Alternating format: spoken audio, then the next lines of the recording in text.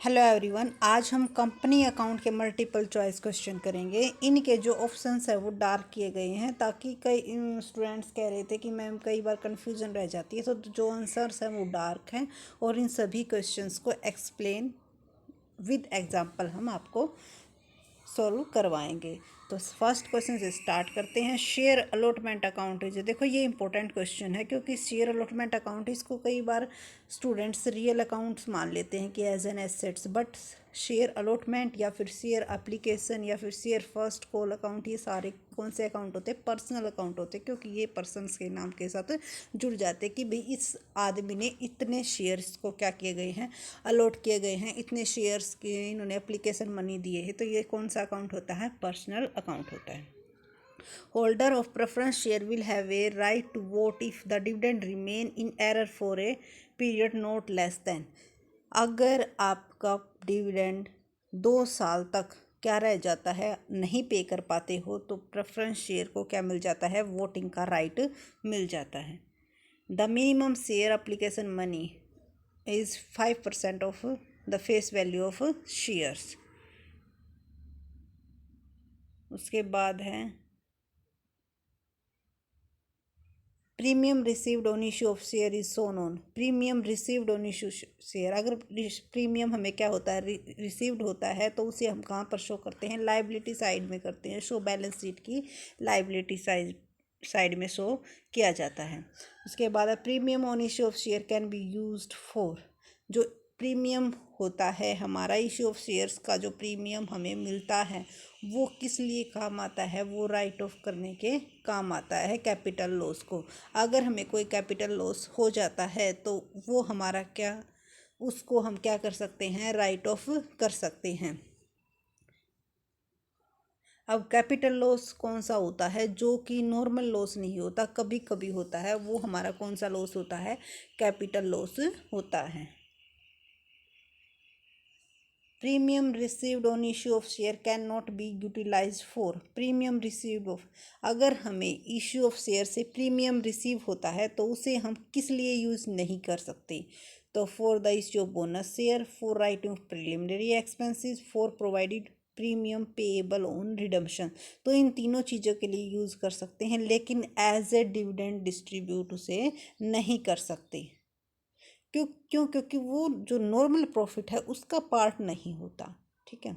Section of company act 1956 deals with scheme of stock investment. ये पुराना question हो चुका है, ये नहीं आएगा। When share issued at premium which of the following account is credited. तो शेयर इशू करते टाइम अगर प्रीमियम मिलता है तो कौन से अकाउंट को हम क्रेडिट करते हैं? शेयर प्रीमियम अकाउंट या फिर security premium account. Minimum number of member in case of public company, तो कितने होते हैं? 7। और मैक्सिमम कितने होते हैं पब्लिक लिमिटेड कंपनी में? Unlimited.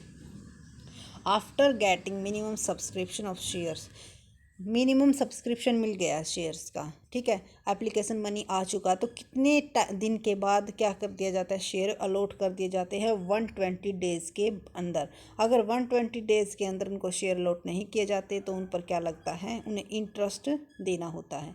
If the minimum subscription is not received by the company then the refund of application money should be made within 10 days. अगर मिनिमम सब्सक्रिप्शन मनी नहीं मिलता है तो 10 डेज़ के अंदर उनको क्या कर देना है? रिफंड कर देना है। इन case of public limited company, after getting the dash the company can start the business. अगर पब्लिक लिमिटेड कंपनी कब स्टार्ट मानी जाती है? जब उसको क्या मिल जाता है? सर्टिफिकेट मिल जाता है स्टार्ट करने का, तब उस बिजनेस को हम क्या कर सकते हैं? स्टार्ट कर सकते हैं। किसके केस में? पब्लिक लिमिटेड कंपनी के केस में। If company A purchase the majority share of company B the combination would be referred. A company है, majority share of company B, वो बी कंपनी के क्या है? मेजॉरिटी ऑफ शेयर्स, यानी कि 50% से ज़्यादा उसने शेयर खरीद रखे, तो उसे क्या बोलते हैं? Take over. कि बी कंपनी ने ए कंपनी को क्या कर लिया? टेक ओवर कर लिया। कई बार हम कोई सीरियल वगैरह देखते हैं तो उसमें नहीं होता कि वो उससे 51% से ज़्यादा क्या कर लेता है? शेयर परचेज कर लेता है, तो उस क्या बोलते हैं उसको? कि उन्होंने उसकी कंपनी को क्या कर लिया? टेक ओवर कर लिया, क्योंकि ओनरशिप फिर उसी के हाथ में आ जाती है। तो जो मेन डिसीजन है वो उसके हैंड में आ जाते हैं।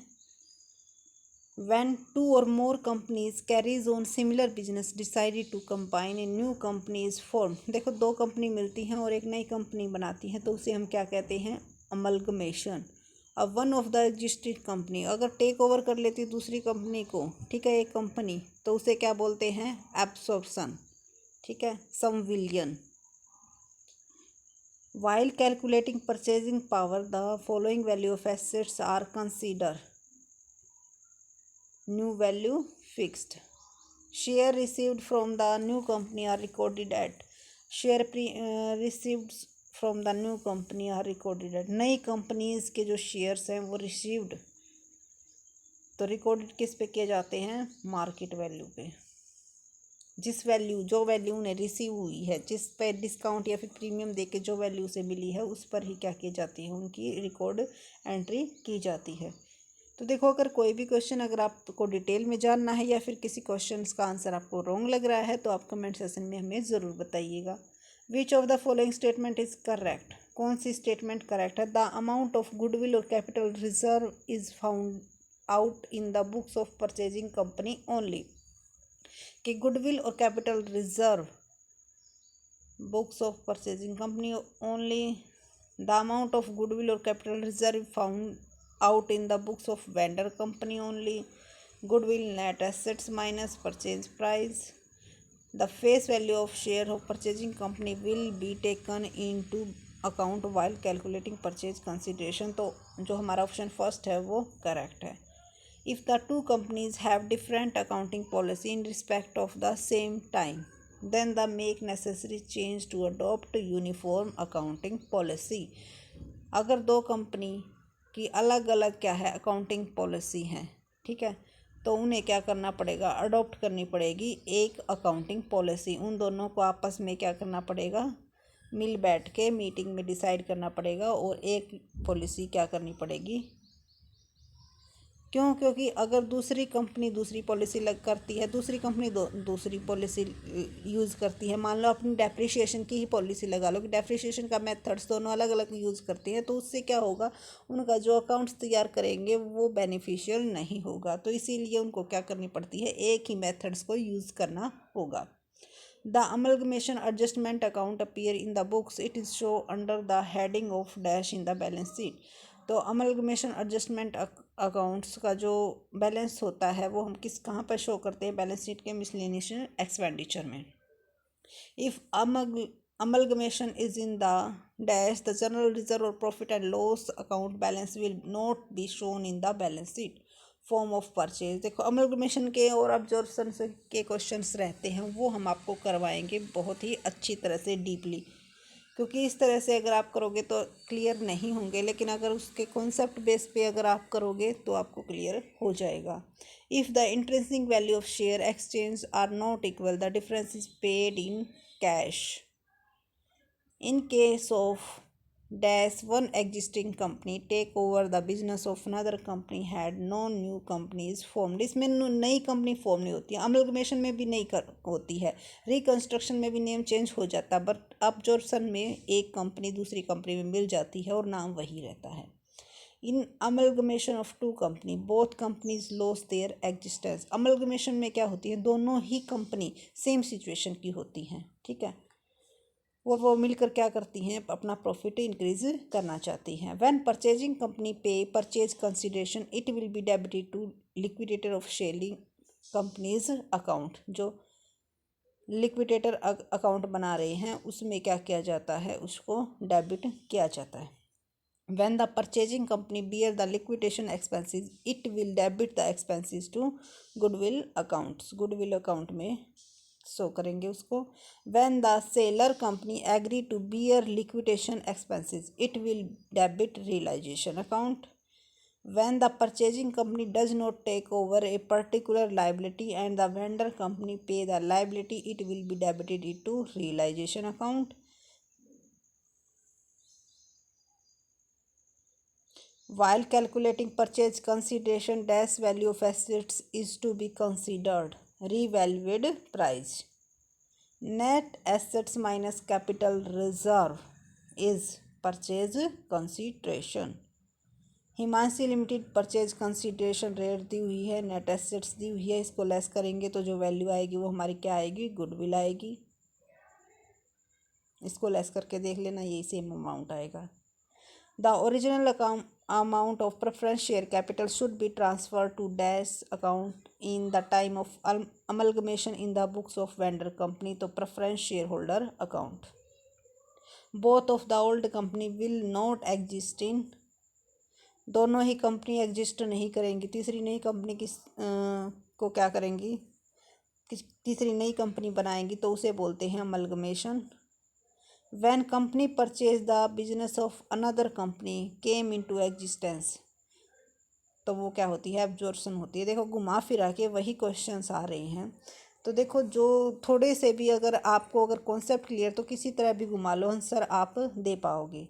When liquidation expenses is paid and borne by seller company, then it is debited to realization account. The share received from the new company is recorded at market value. If the market price of the share to be given for purchase consideration at the time of absorption, dash of the share to is to be determined तो intrinsic value पर। All direct and indirect expenses related to business are charged, तो जो direct और indirect expenses होते हैं वो business से charge के ट्रेडिंग अकाउंट और प्रॉफिट एंड लॉस अकाउंट में से चार्ज किए जाते हैं। Trade payable are recorded in liability side of balance sheet, balance sheet के किस साइड में दिखाते हैं हम, लाइबिलिटी साइड में। तो ये थे हमारे कंपनीज अकाउंट्स के क्वेश्चंस जो हमें इम्पोर्टेंट लगे और थोड़े से सिंपल से हैं, जो कि आपका बेस बनाने में हेल्प करेंगे। और जो हमारे स्टेटमेंट वाले क्वेश्चन हैं जो कि ये बने बनाए क्वेश्चन थे, ठीक है, इनमें हमारा कोई भी पार्ट नहीं है कि भाई हमने बनाए हैं, जी नहीं, ये हमने बने बनाए क्वेश्चंस आपको सॉल्यूशन इसका प्रोवाइड करवाया है। लेकिन जो हम क्वेश्चन बनाएंगे वो स्टेटमेंट वाले और थोड़े से डिफ़िकल्ट बनाने की कोशिश करेंगे, ताकि अगर आपको घुमा फिरा के क्वेश्चन पूछे जाए तो आप उनका आंसर दे पाओ। So thank you for watching this video. अगर आपकी कोई भी क्वेरी है हमारे इन क्वेश्चन से रिलेटेड या फिर कॉमर्स के किसी टॉपिक से रिलेटेड, तो कमेंट सेक्शन में ज़रूर बताइएगा। और अगर हमारी वीडियो पसंद आई हो तो लाइक शेयर एंड सब्सक्राइब करना ना भूलें। Thank you very much.